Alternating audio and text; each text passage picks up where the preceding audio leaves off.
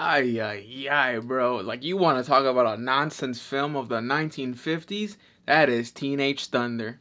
Ups laugh at teenage kisses. Don't know why they do, for teenage kisses can. Teenage Thunder is a 1957 black and white American teen drama film. It's honestly doesn't portray kids of the teenagers of the 1950s in a good way. I've heard about this movie through like a word of mouth. I think somebody said it to me, and like I always had it in my mind, and it took me forever to find the movie. I couldn't find it anywhere. I think they had it on Amazon, and I think it was like the wrong. I think I kept getting Tropic Thunder pulled up, but finally, some random dude uploaded it to YouTube. It's kind of a quick movie. It's about an hour of horseradish, so you won't really die with this one. The left hook and right cross again. Left hook, right cross. I didn't hurt you, did I? Now, come on. Once more. Come on. Now watch me. Keep your eye on me. Left hook, right cross. Johnny! Johnny, listen. It was an accident. You walked into it. Listen. Take it easy, Sonny. It was an accident. It wasn't. You did it on purpose.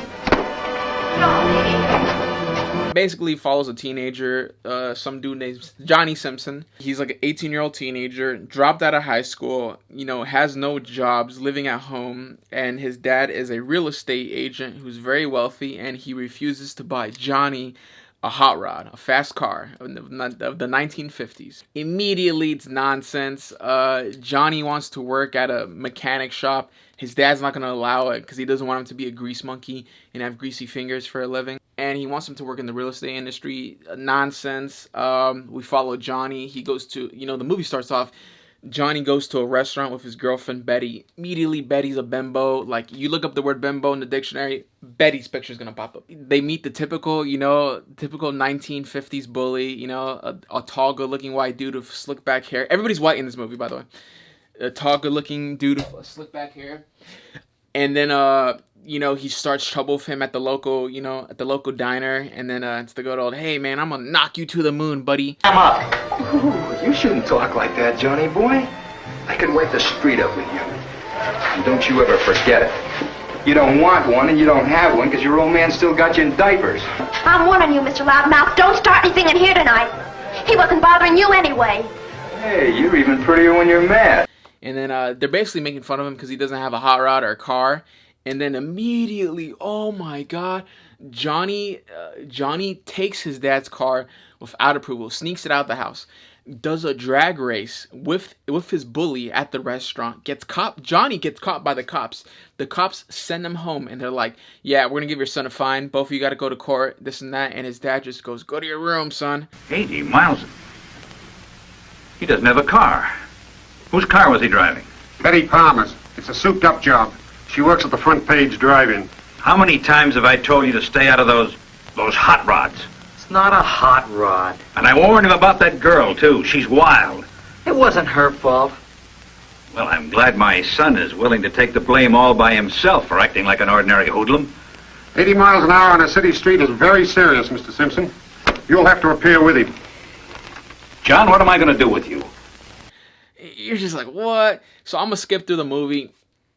Basically, in the middle of the movie, Johnny, again, bad kid.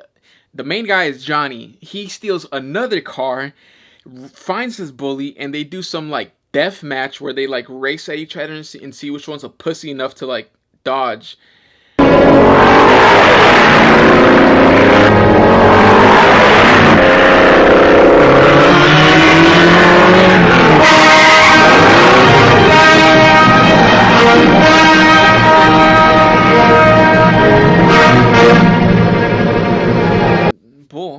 So the movie ends where basically Johnny disobeys his father, gets a job at the mechanic, gets into more trouble, and then finally his bully just pisses him off because he goes up to his mechanic shop, tells him to wipe his window, and just starts talking mad shit to him.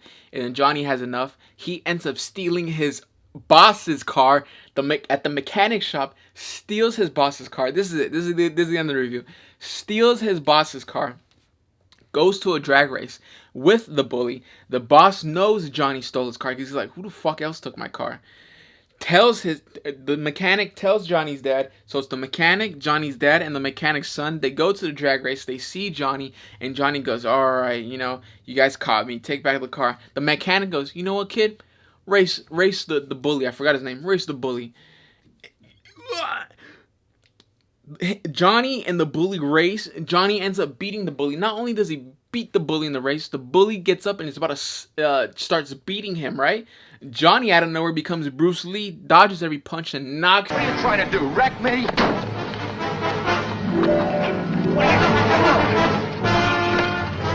Come on, let's go.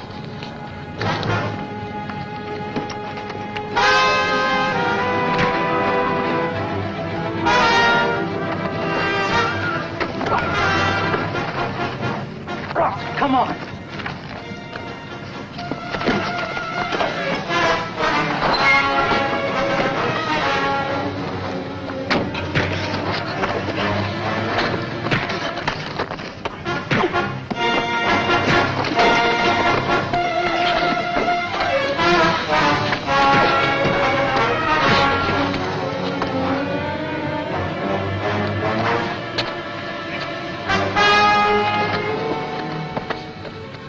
Well, son, looks like you won twice today. Bully gets knocked out. Johnny's girlfriend gets there. Johnny gets the girl. The mechanic, his dad, nobody's mad. The movie ends with his dad going, you know what, son? I'd come back. Just like Bert knew? Man, Johnny, you were really great. You sure know how to drive. Thanks, Johnny. You ought to get a hot rod of your own. Hey, why don't we sell them ours and we could build another one? That's an idea. What do you say, Johnny? Should we make him an offer? Could we? Anybody who knows how to drive like Johnny ought to have a hot rod. Dun, dun, dun, dun. The movie ends. Woo! Man, if you want to make your blood boil and you want to make fun of the 1950s, I'm not even going to talk shit. Like, if you were a teenager in the 1950s, I know this wasn't you. This is some hack who made this movie. You're going to have a good laugh. I highly recommend it. Thank you for watching. I'll see you later.